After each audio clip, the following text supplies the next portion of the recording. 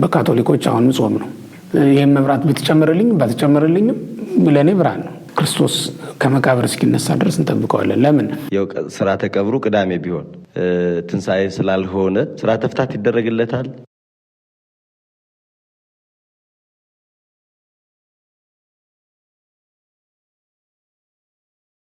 የኔታ በዕለተ ዓርብ የስቅለት ዕለት ማታ ተሰግዶ ሁሉ ነገር አልቆ ንሴቦ ከተባለ በኋላ ካህናት ጀርባችን ዝቅ ብለን ጥብጠባ አለና ዙሮ ካለቀ በኋላ ተጠብጥቦ እንደገና ይሰገዳል። ይህ ስርዓቱ ምንድን ነው? እውነት ነው፣ ስንሰግድ ነው የምንውለው። ከዛ በኋላ ደግሞ 41 ኪራይ ላይ ሲሆን 12 አቡነ ዘበሰማያት እና 41 ስግደት እንደገና ይታዘዝልናል ማለት ነው። ይህንን እንሰግዳለን። ምንድነው እስካሁን ድረስ ስንሰግደው ያልነው አለ። ከዛ በተጨማሪ ይሄ ጥብጣቤው በመጀመሪያ የክርስቶስን የግርፋቱን ስናነብ ነው ያልነው፣ ስንሰማ ነው ያልነው። ግን ያንን ደግሞ ለማስታወስ እንዲሁ ጥብጣቤ ይደረግልንና ተመልሰን ደግሞ እንደገና እንድንሰግድ ይደረጋል ማለት ነው። ይሄ 41 መሆኑ በራሱ የአዳም ቀኖና የመጀመሪያው ቁጥር ስለሆነ ያንን እንዳለ ያንን ቁጥር ሳይለቅ አሁንም የመጀመሪያው አዳም ይችን ቀን ለማግኘት የገባው ቀኖና የ41 ቀን ሱባኤ ነው የነበረው። በባህር በጣም እንደ በረዶ በሚቀዘቅስ በሚቆረጥም ባህር ውስጥ ሆነው ነው እንግዲህ ለ41 ቀናት ሱባኤ እንደገቡ የሚናገረው አዳምና ሔዋን ማለት ነው። እነዚያን ለማስታወስ እንዳለ ቁጥሮችን አሁን ላይ 41 ሱባኤ 41 ስግደት ይታዘዝልናል ማለት ነው። ለምን? ይችን ቀን ለማየት ነበር ያም ሱባኤ የተደረገው እና ይቺ የመዳን ቀን ዛሬ መጣች በእኛ ዘመን። ስለዚህ ያንን ያዳምን የመጀመሪያውን የመከራ የተቀበለውን መከራ ስናስታውስ ቆይተናል። አሁን ደግሞ የተቀበለውን የገባውን ሱባኤ በዛው አስታውሰን እንለያያለን ማለት ነው። ከዚህ የተነሳ ነው ያንን የምናደርገው ማለት ነው። እሺ፣ እግዚአብሔር ይስጥልን። በቅዳም ስዑር ዕለት የሚነሳ ጥያቄ አለ። አንድ ሰው ዓርብ ዕለት ማታ የስቅለት ዕለት ማታ ቢያርፍ ስርዓተ ቀብሩ ቅዳሜ ቢሆን ትንሣኤ ስላልሆነ ስርዓተ ፍታት ይደረግለታል። በእርግጥ ይህን ያሬዳውያኑ ቢመልሱት የተሻለ ይሆናል ከኛ ይልቅ። በያሬድ ስርዓት ራሱን የቻለ መንገድም ስላለው ማለት ነው። ሆኖም ግን የዛን ቀን እንደውም አንዳንድ ቦታዎች እኮ ቅዳሴ ሁሉ የሚፈቅዱ አሉ። ግን ቅዳሴ እንኳን ልክ አይደለም በሚል አሁን ትልልቅ ቦታዎች ላይ ዲማ እንደ አብነት የሚጠቀስም ስለሆነ ብንጠቅሰው እንችላለን። ቅዳሴ አይፈቅዱም።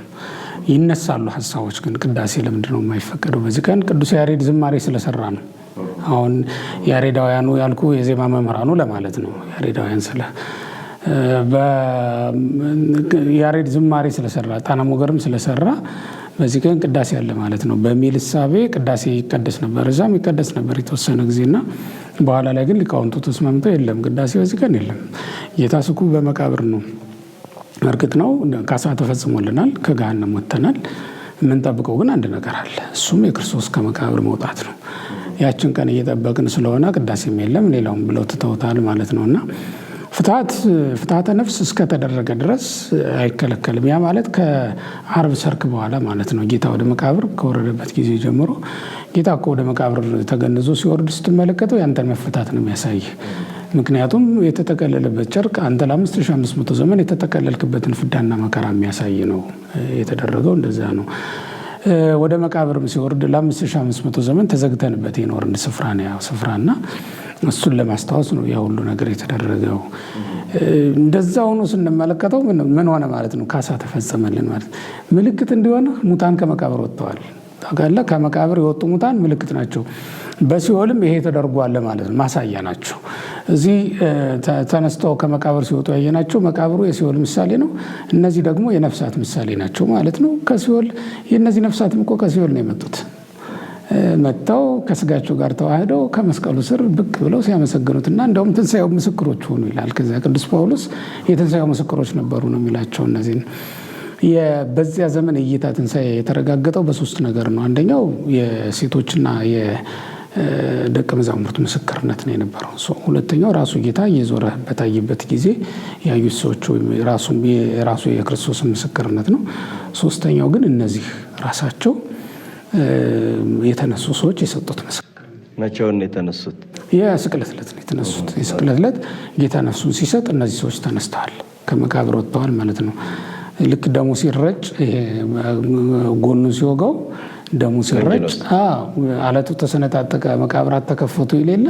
ከሰባቱ ተአምራቶች መካከል አራቱ ምድራውያን ናቸው። ከነዚህ ከአራቱ የምድር ላይ መቃብሮች አንዱ የመቃብር መከፈት ነው እና አለቶች ተሰነጣጠቁ ማለት እኮ መቃብር የተገጠመባቸው ናቸው። እነዛ ሁሉ ድራሻቸው ጠፋ፣ ተነሱ። ይሄ ማለት ምን ማለት ነው? የሲኦል እና የዲያብሎስ ስልጣን በዓለም ላይ ጽኑ ነበር አይደል? የሞት አገዛዝ ስልጣን ጽኑ ነበረ። ማንም ከሞት መዳፍ መውጣት አልቻለም። ኃያላኑ ብትል፣ ባለጠጎች ብትል፣ ነገስታቱ ብትል፣ ሁሉም ከሞት እጅ ከመቃብር ደጅ ማምለጥ ይቻላል ነበር። እንደዛ ከሆነ ፍትሐተ ነፍስ የተደረገልና ነፍሳችን ከሲኦል የወጣችው በዕለተ ዓርብ ምሽት ስለሆነ ፍትሐት ከዚያን ጊዜ ጀምሮ ይቻላል ማለት ነው እና መምህራኑም ያደርጉ ይመስለኛል። ይደረጋል፣ አይቻለሁ አንዳንድ ቦታዎች ላይ። የሚከለክል ያለ አይመስለኝም። ማለት የሚከለክል ቦታ ለማለት ነው። የሚከለክል ሕግ የለም፣ የሚከለክል ሰውም ያለ አይመስለኝም ለማለት ነው። የኔታ ቅዳም ስዑር የተሻረች ቅዳሜ በማለት ስራ የሚሰሩ በተለይ ወደ ገጠር አካባቢ እንጨት የሚፈልጡ እህል የሚፈጩ ብዙ ወገኖቻችን አሉ። የተሻረች ቅዳሜ መባሏ በምንድን ነው የተሻረችው? በመሻር በሁለት ነገር ነው። ስዑር የሚለው ሁለት ትርጉም ነው የሚኖረው። አንደኛው የተሻረ ማለት ነው እንዳልከው። የተሻረ ማለት ምንድን ነው? ጾም ስለምንጾምበት ነው። ቀዳም እንዳንጾም ታዘናል። በቀዳም ቀን የሚጾም ቅዳሜ ሲጾም የሚገኝ ሰው መርቃያን የሚባል አንድ መናፍቅ አለና ድሮ የመርቃያን ጾም ይባል ነበር። በካቶሊኮች አሁንም ጾም ነው ቅዳሜ። በእኛም ሀገር ላይ በአፄ ሱስንዮስ ዘመን በመጡ ጊዜ ረቡዕና ዓርብን ትተው ቅዳሜ ጾም እንዲሆን አውጀው ነበረና ቅዳሜ የሚጾሙ ሰዎች ተፈጥረው ነበረ። በእኛ ዘንድ ግን ቅዳሜት ሰንበት ናት። ስለዚህ አንጾም። በሰለስቱ ምዕትም በህንፃ መነኮሳት መጽሐፋቸው ቀዳም እስከ 7 ቢበዛ እስከ 6 እስከ 7 ጾሙ፣ ከዛ በላይ ግን አትጾሙ ብለውናል እና ቅዳሜ ጾም አይደለም። አሁን ግን በዚህ ሰዓት ክርስቶስ በመቃብር ስኩብ ሆኖ ወይም በመቃብር ውስጥ እያለ ማን ይበላል? በልተህ ጠጥተህ መብል መጠጥ የተድላ ደስታ ምልክት ነው አይደል? ተድላ ደስታውም የስጋ ነው። የስጋ ተድላ ደስታ ሳይሆን የነፍስ ነው ዛሬ የሚያስፈልገን። በነፍሳችን ደስ ይለን ዘንድ ክርስቶስ ከመቃብር እስኪነሳ ድረስ እንጠብቀዋለን። ለምን? አባቶቻችን ሐዋርያትም ክርስቶስ እስኪነሳ ድረስ አንበላም አንጠጣም ብለው ይጠብቁ ነበር፣ በሐዘን ውስጥ ሆነው ማለት ነው። ስለዚህ ምንድን ነው በዚያ ቀን በሐዘን መዋልህ ከሐዋርያት ማህበር አንድ ያደርግሃል። በዚያ ቀን በረሃብ ሰውነትህን መቅጣትህ የክርስቶስን መከራ በአንተ ላይ እንዲገለጥ ያደርግሃል። የዚያን ቀን ሐዘንተኛ መሆንህ በዕለተ እሑድ ደስታ ፍጹም እንዲሆን ያደርገዋል። አሁን ስለ 3 ነገር ማለት ነው እንግዲህ የምትጾሙ የዚያን ቀን።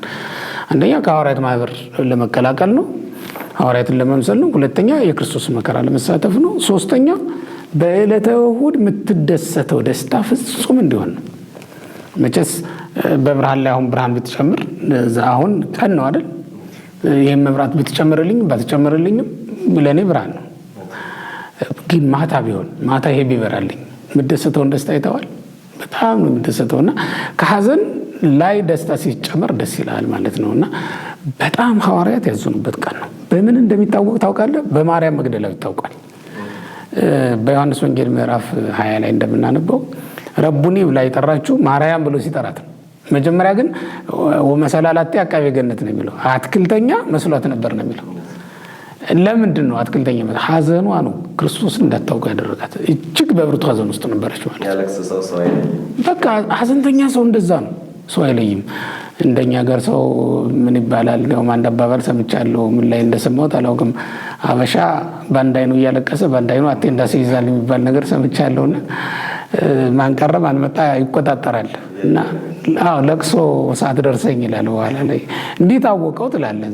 ማርያም ግን እንደዛ አይደለችም። ስታዘን ከልቧን ያዘነችው መሪር ሐዘን ያዘነችው። በእርግጥም አንድ ክርስቲያን ከክርስቶስ መከራ በቀር ምን ያሳዝነው ይችላል?